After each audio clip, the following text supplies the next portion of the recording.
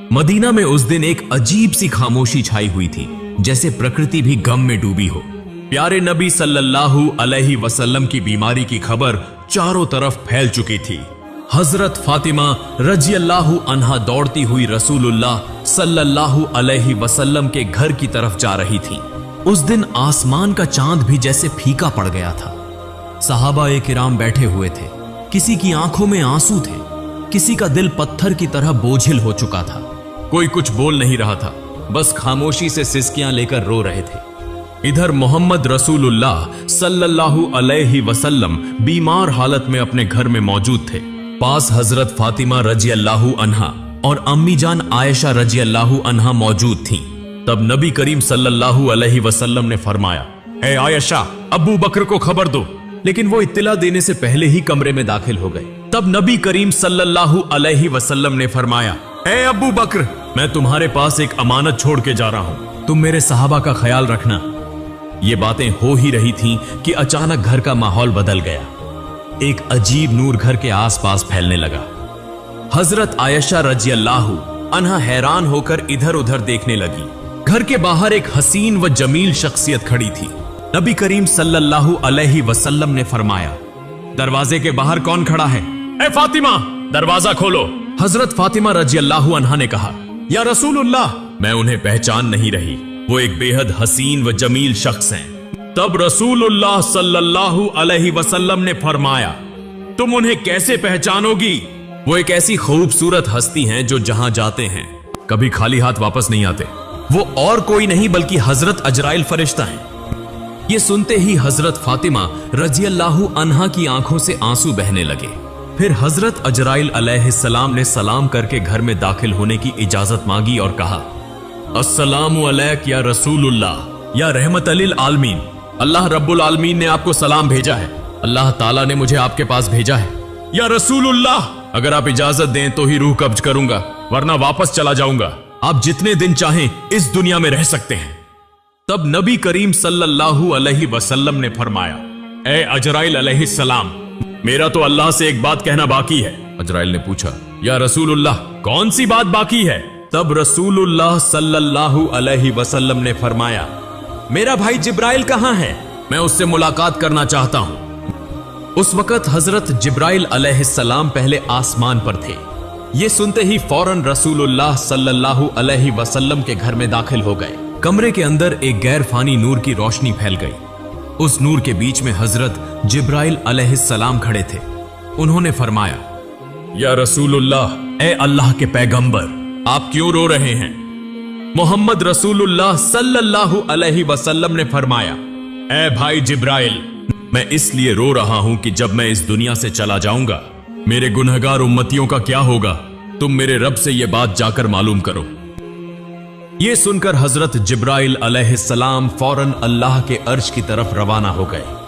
अल्लाह रब्बुल आलमीन सब कुछ जानते थे, उसके बावजूद अजीम रब्बुल आलमीन ने हजरत जिब्राइल अलैहिस्सलाम से पूछा, ए जिब्राइल, तुम क्यों रो रहे हो? जिब्राइल अलैहिस्सलाम ने अर्ज किया, ए मेरे अजीम रब, ए अल्लाह रब्बुल आलमीन, मैं तो आपके प्यारे हबीब, प्यारे रसूल के लिए रो रहा हूं और आपके प्यारे रसूल अपने गुनहगार उम्मतियों के लिए रो रहे हैं। तब अल्लाह रब्बुल आलमीन ने फरमाया, ए जिब्राइल, जाओ, ये खुशखबरी दे दो कि उन्हें किसी बात की फिक्र करने की जरूरत नहीं। मेरे प्यारे हबीब अपनी उम्मत के लिए जिस तरह मोहब्बत और रहम करते हैं, अल्लाह अपने बंदों पर उससे भी ज्यादा मेहरबान है। क़यामत के दिन मेरे प्यारे हबीब जब तक खुश नहीं होंगे, तब तक उनकी उम्मत के गुनाह माफ होते रहेंगे और वे बगैर हिसाब के जन्नत में दाखिल होंगे। ये खुशखबरी मिलते ही हजरत जिब्राइल अलैहिस्सलाम निहायत तेजी के साथ रसूलुल्लाह के घर में दाखिल हुए।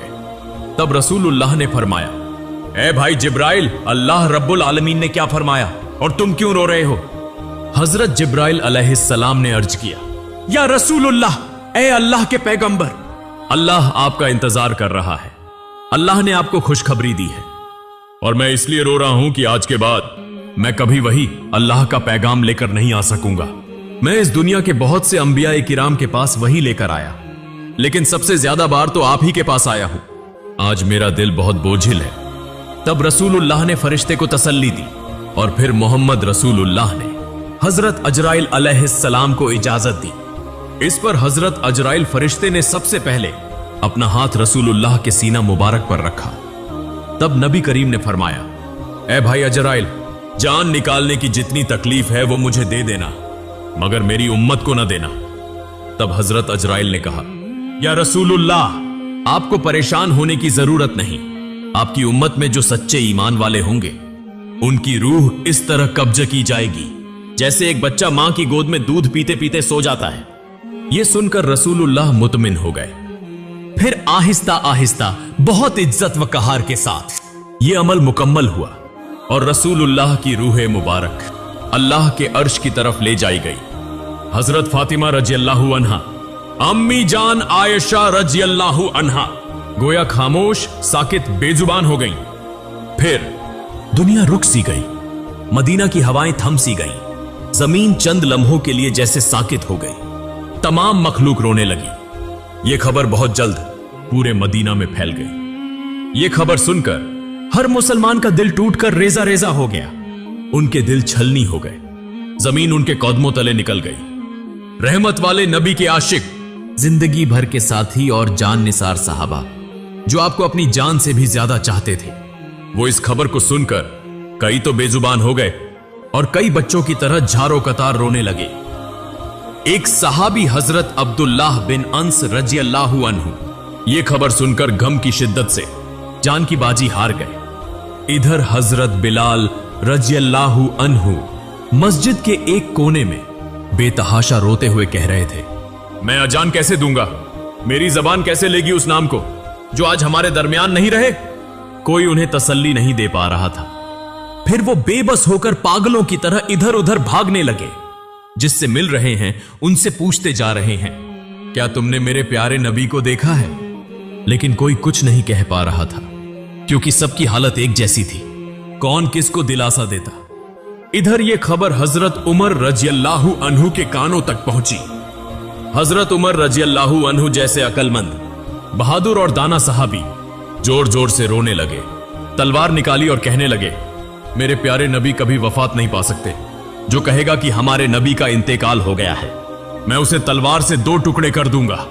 वो हमें छोड़कर नहीं गए, वो हमारे दरमियान मौजूद हैं। उसी समय हजरत अबू बकर रज़ियल्लाहु अन्हु वहां पहुंचे और फरमाया, ए मदीने के लोगों, जान लो कि सिर्फ अल्लाह ही हमेशा जिंदा रहने वाला है।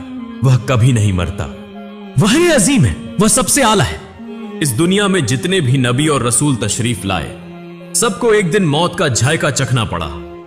उसी तरह हमारे रसूल ने भी आज मौत का जायका चखा, लेकिन वह तो जिंदा है अपने पाकीज़ा अमल में, हमारे दिलों में। फिर हर सहाबी सिसक सिसक कर रोने लगे। उस दिन मदीने की फजा बोझिल हो गई। मदीने की गलियों में रोने की आवाजें गूंजने लगी। औरतें अपने घरों से बाहर निकल आईं। बच्चे खौफ के मारे मां के दामन से लिपट गए। मर्द एक दूसरे की तरफ खामोशी से देख रहे थे। कोई समझ ही ना पा रहा था कि यह इतना बड़ा खला कैसे पुर होगा। उस दिन सिर्फ इंसान नहीं रोए, जमीन रोई, आसमान रोया, तमाम मखलूकात रो पड़ी। मदीना का आसमान जैसे खामोश हो गया। फिर हजरत अबू बकर रज़ियल्लाहु अन्हु आहिस्ता आहिस्ता महबूब नबी के घर की तरफ बढ़े। घर में दाखिल होते ही उन्होंने महसूस किया कि एक गैर मामूली सुकून वहां छाया हुआ है, जैसे जन्नत की खुशबू वहां महक रही हो। सब एक तरफ खड़े होकर रो रहे थे। उन्होंने कहा, आज जमीन से सबसे ज्यादा रहमदिल इंसान रुखसत हो गए। हम कैसे सिर्फ उनकी याद में जी सकेंगे? फिर हजरत अबू बकर रज़ियल्लाहु अन्हु रसूलुल्लाह के चेहरा मुबारक से कपड़ा हटाकर उनके चेहरे पर बोसा दिया और रोते हुए कहने लगे, ऐ अल्लाह के रसूल, मेरे मां बाप आप पर कुर्बान हो। आपकी जिंदगी की तरह आपकी वफात भी पाकीज़ा है। अल्लाह की कसम, आप पर दोबारा कभी मौत नहीं आएगी और अब कभी झूठ आपको छू भी नहीं सकेगा। इसके बाद हजरत अबू बकर रज़ियल्लाहु अन्हु घर से बाहर निकलकर लोगों की तरफ मुतवज्जे हुए तो देखा कि हजरत उमर रज़ियल्लाहु अन्हु शदीद सदमे में हैं, परेशानी में हाथ पांव मार रहे हैं। तब हजरत अबू बकर रज़ियल्लाहु अन्हु नरमी से बोले, ए उमर, खुद पर काबू रखो, सब्र करो। ए उमर, याद रखो, हर जानदार को मौत का मजा चखना है। तब हजरत फातिमा रजी अल्लाह अन्हा कहने लगी, मेरे अब्बा जान मोहम्मद रसूलुल्लाह अल्लाह की दावत पर लब्बैक कहकर जन्नतुल फिरदौस में मकाम हासिल कर चुके हैं, लेकिन मेरे इस दर्द का हाल कौन जानेगा। उधर हजरत अली रजी अल्लाह अन्हु गम के सदमे से पत्थर की तरह खामोश हो गए। यूं महबूब नबी का खानदान, सहाबा, मुहाजिरीन सब के सब बेजबान हो गए। सिर्फ हजरत अबू बकर रजी अल्लाह अन्हु सब्र व तहम्मुल के साथ सबको तसल्ली और नसीहत देने लगे। रसूलुल्लाह का पाकीज़ा जिस्म जमीन पर मौजूद ही था कि खिलाफत के इंतखाब का फैसला किया गया कि अब मुसलमानों का खलीफा कौन होगा। इस बारे में रसूलुल्लाह ने कोई सराहत से हुक्म नहीं फरमाया था ताकि उम्मत में इख्तिलाफ या फितना न हो। इसलिए चंद दाना और फहम वाले सहाबी जमा होकर मुसलमानों के खलीफा के इंतखाब का फैसला करने लगे। लेकिन जैसे ही गुफ्तगू शुरू हुई, अंसार और मुहाजिरीन के दरमियान राय के इख्तिलाफात पैदा हो गए। खिलाफत का दावा होने लगा। ज्यादा इख्तिलाफ पैदा न हो इसलिए हजरत उमर रजी अल्लाह अन्हु आगे बढ़े और फरमाया, मुसलमानों के खलीफा हजरत अबू बकर रजी अल्लाह अन्हु ही होंगे, वही हमारे रहनुमा हैं। आज से मैं हजरत अबू बकर रजी अल्लाह अन्हु के हाथ पर बैत करता हूं। फिर उन्होंने हाथ में हाथ देकर बैत की। फिर हजरत उमर रजी अल्लाह अन्हु को देखकर तमाम लोग इस फैसले को मान गए। उसके बाद हजरत मोहम्मद की तज्जीज व तकफीन की तैयारी शुरू हुई। सबसे पहले रसूलुल्लाह के जिस्म मुबारक को घर के अंदर गुस्ल देने का इंतजाम किया गया। गुस्ल देने के लिए सहाबी आगे बढ़े। वो सब कहने लगे, अल्लाह की कसम, हमने महसूस किया कि नबी के जिस्म मुबारक से खुशबू फैल रही थी। हम जन्नत की खुशबू महसूस कर रहे थे। सबकी आंखों के आंसू रुक नहीं रहे थे। उसी वक्त एक सहाबी बोले, हम भी रसूलुल्लाह के गौसले मुबारक में शरीक होना चाहते हैं। हजरत उसामा बिन जैद रजी अल्लाह अन्हु गौसल के लिए पानी लाने लगे। उस वक्त वो कह रहे थे, ए अल्लाह के महबूब रसूल, मेरे मां बाप आप पर कुर्बान हो। आपकी वफात के बाद हमने ऐसी चीज खो दी है जो अब कभी वापस नहीं आएगी। आज से वही के तमाम दरवाजे बंद हो गए। या रसूलुल्लाह, आज का दिन दुनिया भर के लिए एक बहुत बड़ा गम का पैगाम है। हजरत अली रजी अल्लाह अन्हु और हजरत अब्बास रजी अल्लाह अन्हु महबूब रसूल के जिस्म मुबारक को गौसल देने लगे। उस वक्त हजरत अली रजी अल्लाह अन्हु बेइख्तियार रोने लगे। आंसू उनकी आंखों से जारी हो गए और वो दिल से कहने लगे, या रसूलुल्लाह, मैं आपको कैसे गौसल दूं?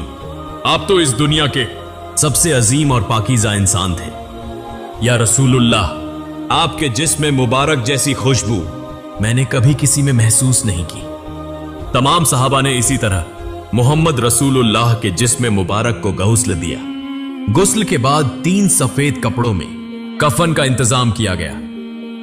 लेकिन रसूलुल्लाह के जिस्म मुबारक को कहां दफन किया जाए, इसी पर सहाबा में इख्तिलाफ पैदा हो गया। किसी ने कहा उहुद के मैदान में दफन किया जाए, शोहदा के करीब। किसी ने कहा जन्नतुल बकी में दफन किया जाए। ऐसे ही राय मुख्तलिफ होने लगी। तब हजरत अबू बकर रजी अल्लाह अन्हु ने फरमाया, मैंने नबी को यह फरमाते सुना है, जिस नबी का जहां इंतकाल हो उसे वहीं दफन किया जाए।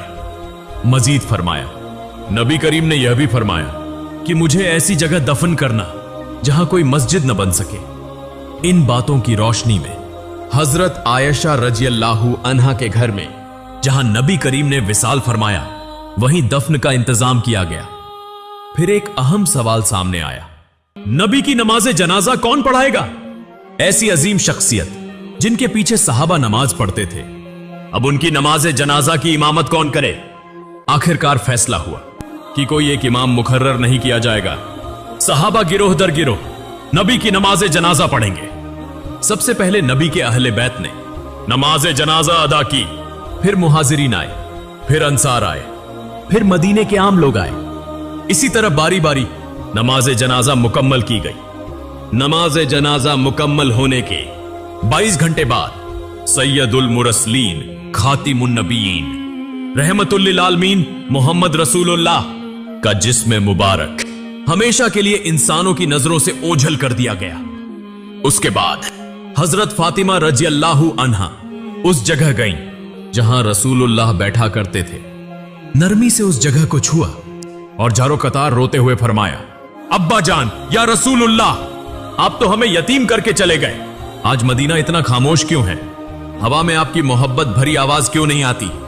फिर वो शिद्दत से फरियाद करने लगी, या रसूलुल्लाह, आप तो फरमाया करते थे कि हम जन्नत में एक साथ होंगे, लेकिन मैं इस वक्त तक कैसे इंतजार करूं? ये दुनिया मेरे लिए बिल्कुल खाली हो चुकी है। फिर हजरत फातिमा रज़ियल्लाहु अन्हा रसूलुल्लाह की कब्र मुबारक के करीब जाकर रोते हुए कहने लगी, या रसूलुल्लाह, आप तो वही हस्ती हैं जिन पर अल्लाह की रहमत नाजिल होती थी। हजरत जिब्रील अलैहिस्सलाम आपके पास वही लेकर आते थे। आज वह वही का दरवाजा बंद हो गया। आज यह मदीना इतना सन्नाटा, इतना खामोश क्यों है? उधर हजरत बिलाल रज़ियल्लाहु अन्हु खामोश और गमगीन होकर मस्जिद नबवी में मौजूद थे। उसी वक्त चंद सहाबा उनके पास आए और अर्ज करने लगे, बिलाल, हमारे लिए एक बार अजान दे दो ताकि हम नबी करीम के दिनों को याद कर सकें। तब हजरत बिलाल रज़ियल्लाहु अन्हु अजान देने के लिए तैयार हुए। अल्लाहु अकबर, अल्लाहु अकबर। जैसे ही उनकी मीठी आवाज बुलंद हुई, सब रोने लगे। फिर जब कहा, अशहदु अल्ला इलाहा इल्लल्लाह, तो रोने की आवाज और तेज हो गई। लेकिन जब कहा, अशहदु अन्ना मुहम्मदन रसूलुल्लाह, तो हजरत बिलाल रज़ियल्लाहु अन्हु की आवाज रुक गई। वो आगे न बोल सके, जोर जोर से रोने लगे। मीनारे पर बैठ गए। पूरा मदीना एक बार फिर गम में डूब गया। हजरत बिलाल रज़ियल्लाहु अन्हु कहने लगे, मैं मदीना में नहीं रह सकता। रसूलुल्लाह नहीं रहे तो मैं यहां क्यों रहूं? उसी दिन वो मदीना छोड़कर चले गए और फिर कभी अजान न दी सिवाय एक बार के। लेकिन हजरत उमर रज़ियल्लाहु अन्हु, जिन्हें सख्त दिल और बहादुर लीडर समझा जाता था, नबी की वफात के बाद वो भी टूट गए। वो सड़क के किनारे बैठे थे, अकेले अकेले कह रहे थे, जैसे ही रहमत के नबी की कब्र मुबारक की तरफ देखता हूं, मेरा सीना फटने लगता है। मुझे यूं लगता है कि वो उठेंगे और हमें कहेंगे, उमर मत रो, मैं तुम्हारे साथ हूं। लेकिन वो तो वापस नहीं आएंगे। उनके सीने से रोने की आवाजें आने लगी। वो उमर जो कभी किसी के सामने न रोए, आज सड़क के किनारे बैठकर अकेला रो रहा है। फिर हजरत अबू बकर रज़ियल्लाहु अन्हु एक दिन रहमत वाले नबी की कब्र के पास बैठे और कहने लगे, या रसूलुल्लाह, मैं हमेशा आपके साए में रहा, आपके साथ हंसता था, आपके साथ रोता था, लेकिन आज मैं तन्हा हूं, मैं अकेला हूं। आपके बिना मैं ये जिंदगी कैसे गुजारूं? अबू बकर रज़ियल्लाहु अन्हु नबी करीम के विसाल के बाद सिर्फ 2 साल जिंदा रहे। वो 2 साल ऐसे गुजरे जैसे हर दिन एक सदी हो। अगर आप चाहें तो उसके बाद का हिस्सा भी मैं दे सकता हूं। फिर हजरत अबू बकर रज़ियल्लाहु अन्हु अपने घर में आराम फरमा रहे थे। एक रात उन्होंने ख्वाब देखा, रसूलुल्लाह उन्हें फरमा रहे हैं, अबू बकर, मैं तुम्हारा इंतजार कर रहा हूं। यह ख्वाब देखकर हजरत अबू बकर रज़ियल्लाहु अन्हु फौरन नींद से जाग उठे, दिल ही दिल में मुस्कुराए और कहने लगे, मेरा वक्त आ चुका है। यूं चंद दिन गुजरने के बाद वो आहिस्ता आहिस्ता बीमार हो गए। जब उनकी वफात का वक्त करीब आया, तब उन्होंने अपने अजीज सहाबा भाइयों से कहा, मुझे रसूलुल्लाह के पहलू में दफन करना, मैं उन्हीं के पास वापस जाना चाहता हूं। जब हजरत अबू बकर रज़ियल्लाहु अन्हु ने वफात पाई तो उन्हें नबी करीम के पहलू में दफन किया गया। तब ऐसा महसूस हुआ जैसे मदीना के आसमान से फिर से रोने की आवाजें आने लगी। हजरत मोहम्मद रहमतुल लिल आलमीन, शफकत वाले नबी, मोहब्बत वाले नबी, हम जैसे उम्मतियों के लिए कितनी तकलीफें बर्दाश्त फरमाई, लेकिन आज क्या हम वाकई नबी करीम से मोहब्बत करते हैं? क्या हम आज भी उनके गम को महसूस करते हैं? क्या हम उन्हें याद करते हैं? क्या हम उनकी सुन्नत को थामे हुए हैं? या अल्लाह, हमारे दिलों को नबी की मोहब्बत से भर दे। या अल्लाह, हमें ऐसी जिंदगी अता कर कि हम नबी के रास्ते पर चल सकें। या अल्लाह, हमें ऐसी मौत अता फरमा कि हम जन्नत में नबी से मुलाकात कर सकें। प्यारे नाजरीन, आइए हम सब अहद करें कि हम नबी के किरदार को अपनाएंगे, उनके अखलाकत को अपनाएंगे, सादा और सीधे रास्ते पर चलेंगे और मौत के वक्त पाकीजा कलिमा पढ़ते हुए अपने रब के हुजूर हाजिर होंगे। अल्लाह रब्बुल आलमीन हम सबको यह तौफीक अता फरमाए। आमीन।